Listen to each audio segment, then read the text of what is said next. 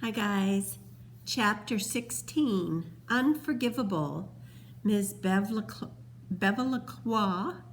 IQ 140. It makes perfect sense that a class with a teacher named Oz would call the robot Tin Man. The parallel to the Wizard of Oz doesn't stop there. In the famous story, the Tin Man lacks a heart and receives a pocket watch.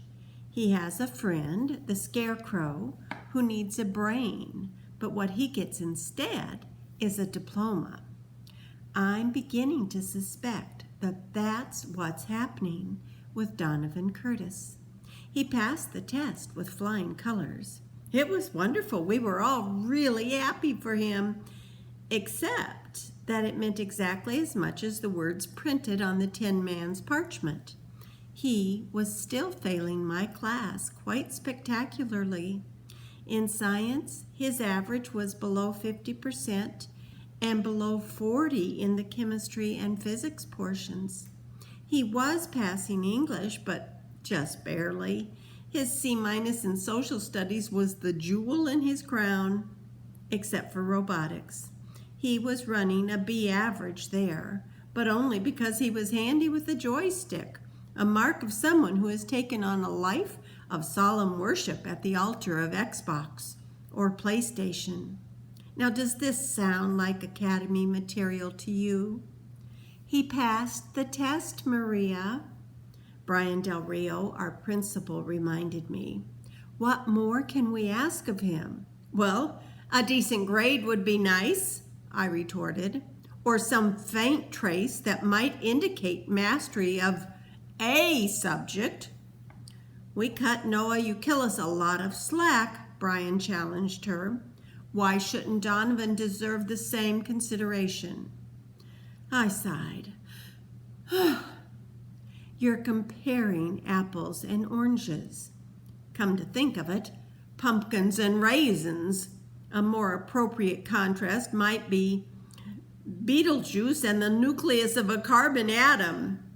Noah is the kind of mind that comes along once in a teaching career, if you're lucky.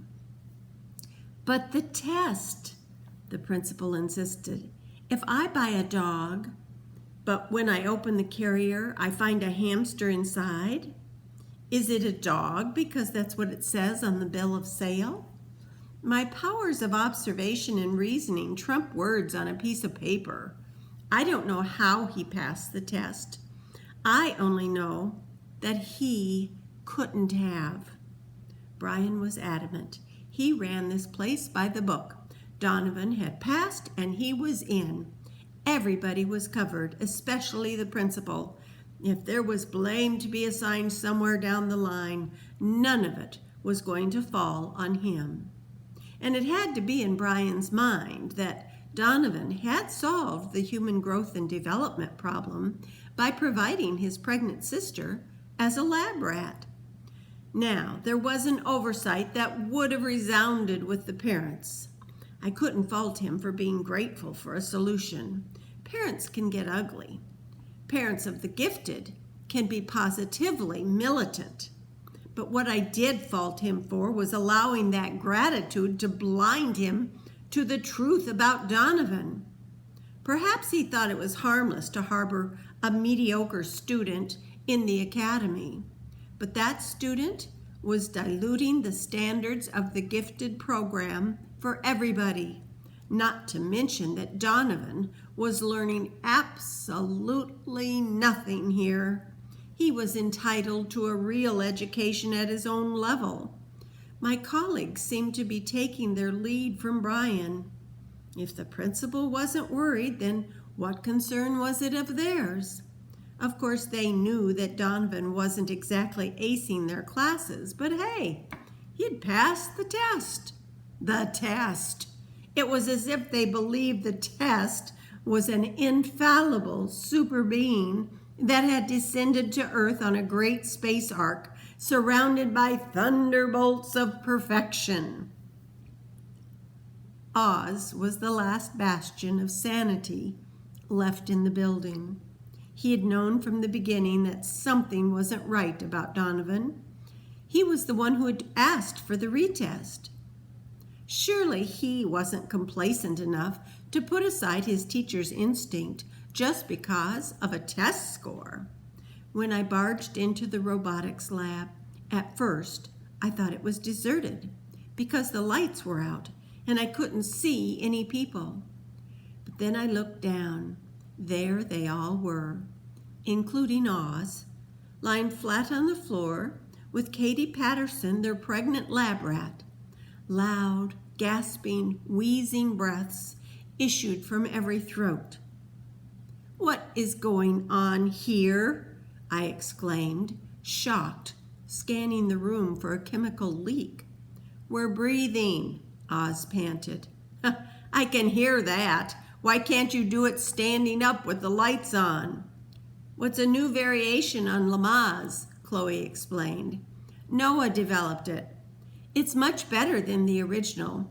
And would you believe that my colleague made me wait until the end of the class before he managed to find time for me? I stood in the hall, fuming, listening to the scuba respiration sounds coming from inside the lab. It took a while to resuscitate Noah, who had passed out from his own breathing technique." They were all red-faced and panting as they filed past me, but they looked vaguely pleased with themselves, as if they were accomplishing something. And maybe they were. Very little was beyond Noah's capabilities when he wasn't mounting a concerted effort to flunk. I noted that they were grateful to their lab rat, but most of that gratitude was heaped on Donovan himself. And it wasn't only gratitude, it was genuine affection. Noah regarded him with nothing less than worship. Chloe cast him soulful glances that might have indicated a crush. Even Abigail seemed to have softened her attitude toward him. Oz was practically glowing with triumph, mopping at his face with a paper towel. "I had to admit I had my doubts about this project," he said, after his students had moved on. "But we've taken a course that was 90% giggling at the names of body parts and made it meaningful and beautiful and rooted in the real world. I'm going to write an article for American Teacher. That would be a must-read, all about how every class should adopt its own pregnant woman. Well, we need to talk about Donovan." He nodded. "Where would we be without him?" "I'm not talking about Baby 101, Oz. I'm talking about Donovan as an academy student.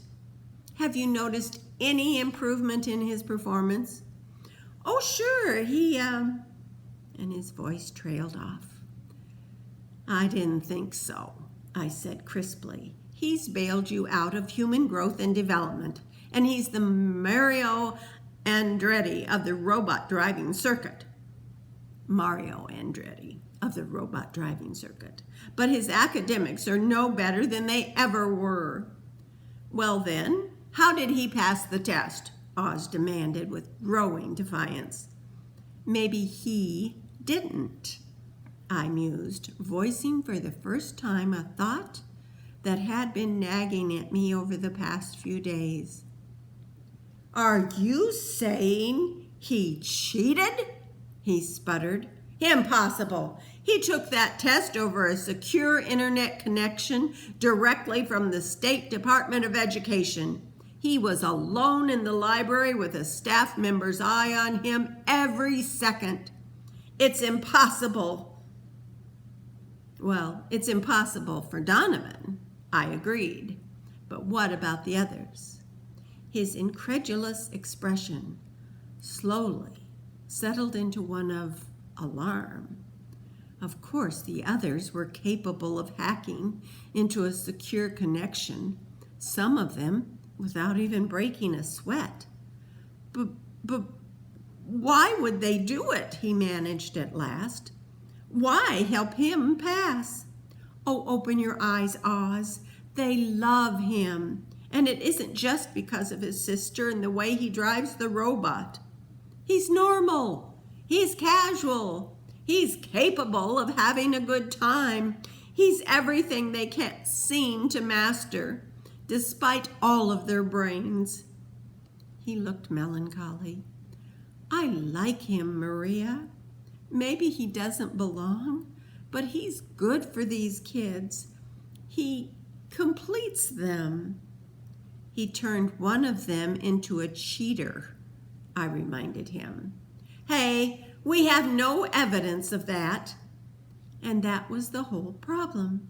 If one of Oz's superachievers had found an undetectable way to take control of a secure computer and do the test for Donovan, who would ever be smart enough to prove it? Chapter 18, Cheating Investigation, is next.